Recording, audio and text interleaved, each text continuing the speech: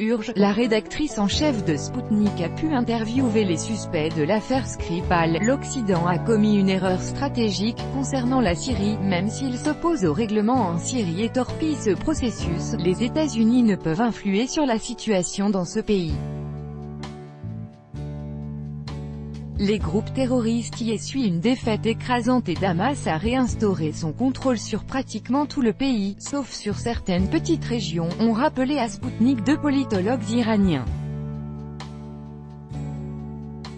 Les États-Unis font tout pour empêcher le gouvernement syrien de combattre les terroristes et recourent pour cela à leurs pratiques rodées depuis longtemps et bien connues même des personnes très éloignées de la politique, a indiqué à Sputnik Seyad Adibarani, spécialiste iranien des problèmes du Proche-Orient, commentant les résultats du récent sommet irano-russo-turc de Téhéran. Il s'agit du scénario des attaques chimiques qui se répète à chaque succès remporté par l'armée syrienne sur les terroristes, a précisé l'interlocuteur de l'agence. Et d'expliquer que les États-Unis ne cessent de recourir à ce scénario provocateur pour dénigrer, d'une part, le gouvernement syrien, et atténuer, de l'autre, l'amertume de leur propre déception aux yeux de l'opinion. Somme toute, j'estime que l'Occident a commis une erreur stratégique concernant la Syrie et que la raison de cette erreur réside dans le fait que les pays occidentaux regardent le Proche-Orient avec les yeux d'Israël. Ils évaluent la situation dans la région à partir des positions d'Israël et agissent dans ses intérêts, et non dans leurs propres intérêts, a poursuivi M. Barani.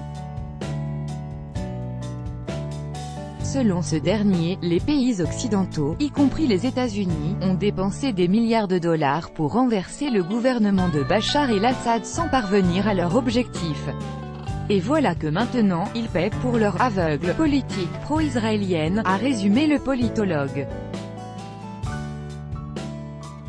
Un autre interlocuteur de Sputnik, Seyed Mohammad Marandi, doyen de la faculté d'études nord-américaines à l'université de Téhéran, a souligné que dès le début la guerre en Syrie avait été soutenue par des étrangers, qu'il s'agisse des Américains, des Saoudiens et, malheureusement, des Turcs, ainsi que des Émirats arabes unis et d'autres pays. Les États-Unis veulent que Al-Qaïda * reste leur instrument de pression en Syrie, qui plus est, les Américains ont envahi eux-mêmes une bonne partie de la Syrie. Et maintenant, les États-Unis préparent le terrain pour que Al-Qaïda * Hayat Tahrir al-Sham, Front al-Nosra * et les casques blancs, qui sont en réalité liés à Al-Qaïda * puissent perpétrer une fausse attaque au nom du gouvernement syrien pour que les États-Unis puissent attaquer une nouvelle fois la Syrie, a conclu l'américaniste iranien. * Organisation terroriste interdite en Russie.